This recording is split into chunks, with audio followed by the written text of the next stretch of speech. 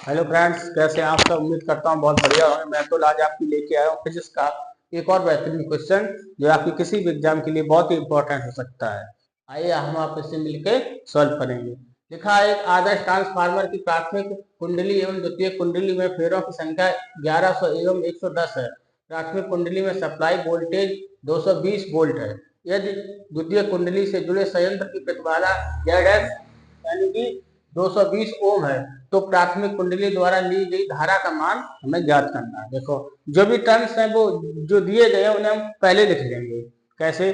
जैसे दिया गया है इसमें प्राथमिक कुंडली में फेरों की संख्या और द्वितीय कुंडली में फेरों की संख्या। देखो, तो हम लोग लिखेंगे एन पी बराबर दिया गया है 1100 और एन एस बराबर दिया गया है 110 और प्राथमिक कुंडली में सप्लाई वोल्टेज कितना दिया गया है 220 वोल्ट यानी कि BP voltage in primary coil दिया गया 220 वोल्ट 220 वोल्ट।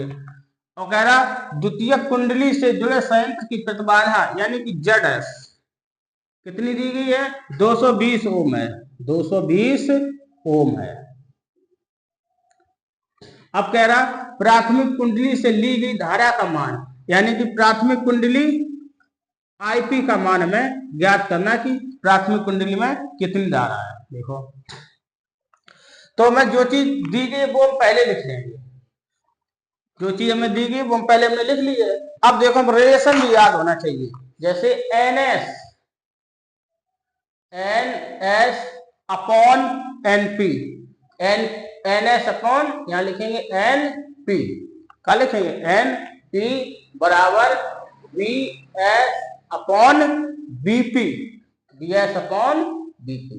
ये आपको रिलेशन याद होना चाहिए। काय के लिए?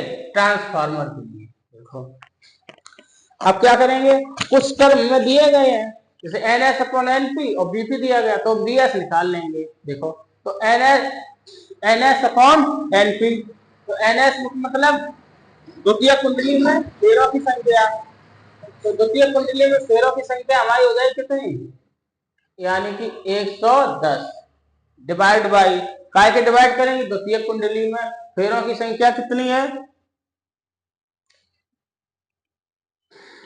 नहीं, एनएस का मतलब 100 और एनपी का मतलब कितना है? ये एनपी है 1100 बराबर वीएस, ये हमें ज्ञात करना है बटे बीपी। बीपी का मान कितना है? 220 वोल्ट 220 वोल्ट। तो देखो, ये आपस में कट जाएंगे, ये कट जाए, एक जीरो बराबर खत्म हो जाएगा। तो वीएस बराबर आ जाएगा 22 वोल्ट 22 वोल्ट। अब हमें क्या करना है? देखो, अब हमें निकालना है द्वितीय कुंडली में उत्पन्न विभवांतर। तो फिर विभवांतर भी हमें ज्ञात करना है। तो एक रिलेशन हमारा होता है विभवांतर भी बराबर, देखो लिखेंगे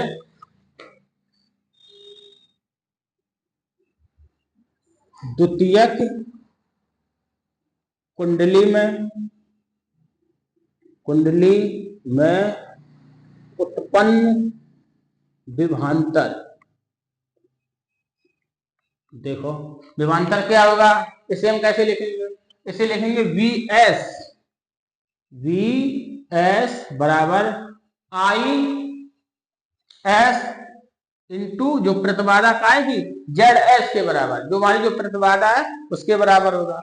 अब देखो, तो मैं ये मैं दिया गया वी एस तो आई एस बराबर निकाल लेंगे। तो हम लोग क्या करेंगे, यहाँ हो जाएगा आई और एस बराबर V S upon Z S यानी कि जेड एस, ये जेड है प्रतिबाधा बोलते इसे। देखो, तो वी एस की वैल्यू है 220 यानी 22 वोल्ट और प्रतिबाधा हमारी कितनी है 220 ओम। तो यहाँ लिखेंगे 220 ओम। ये जब कट जाएंगे कैंसिल आउट हो जाएगा 0.1 एम्पियर।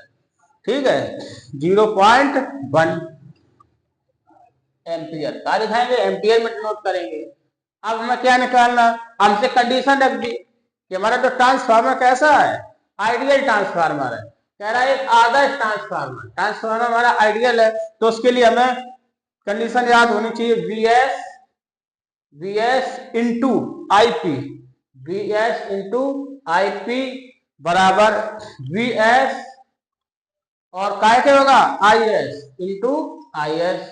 अब देखो, हमें निकालना है प्राइमरी कॉइल धारा निकालनी, ये हमारी कंडीशन काय के लिए होगी, जब हमारा ट्रांसफार्मर कैसा हो आइडियल। अब देखो आईपी बराबर आईपी ये हो जाएगा वी एस डिवाइड बाई, देखो वी एस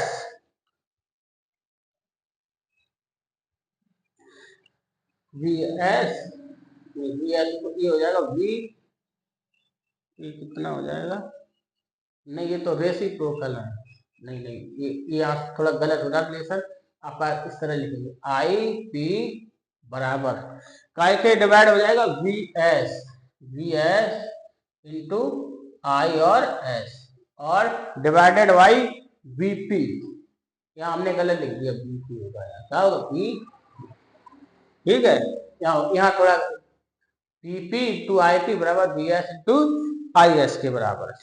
अब देखो, अब यहाँ इधर आ जाएगा ये, तो हो जाएगा बी पी, वोल्टेज इन काय में प्राइमरी क्वाइल। देखो तो आई पी हमें धारा निकालनी है, तो वी एस की वैल्यू ये है 22 इंटू आई एस मतलब 0.1 एम्पियर डिवाइड बाई, डिवाइड कैसे करेंगे वी पी, तो यानी कि द्वितीयक प्राइमरी पोर्ट में कितना वोल्टेज था, यानी वी एस बीपी, तो बीपी बराबर कितना है ये voltage in primary coil 220 volt. अब देखो ये कट जाएंगे आपस में, तो आई पी बराबर आ जाएगा 0, एक पॉइंट और आगे बढ़ेगा 1 एम्पियर। तो हमारी जो कुंडली में धारा आ गई कितनी, प्राथमिक कुंडली में ली गई धारा आई पी बराबर 0.1 एम्पियर। थैंक यू दोस्तों, कैसा लगा हमारा ये वीडियो, अगर मुझसे कहीं मिस्टेक हुई तो आप मुझे सजेस्ट कर सकते हैं। वीडियो को ज्यादा से ज्यादा लाइक करें और सब्सक्राइब करें, क्योंकि ये जो प्रश्न है हमारा आप देख सकते हैं 2024, 2025 और 2000 पिछले एग्जाम 19 में भी आया, 20 में आया, या इस टाइप के कई सवाल आए हैं। ये जो प्रश्न है हम यूपी बोर्ड प्रयागराज की परीक्षा को देखते हुए बनाए हैं, आप इससे जरूर सॉल्व करेंगे। थैंक यू दोस्तों वीडियो को देखने के लिए।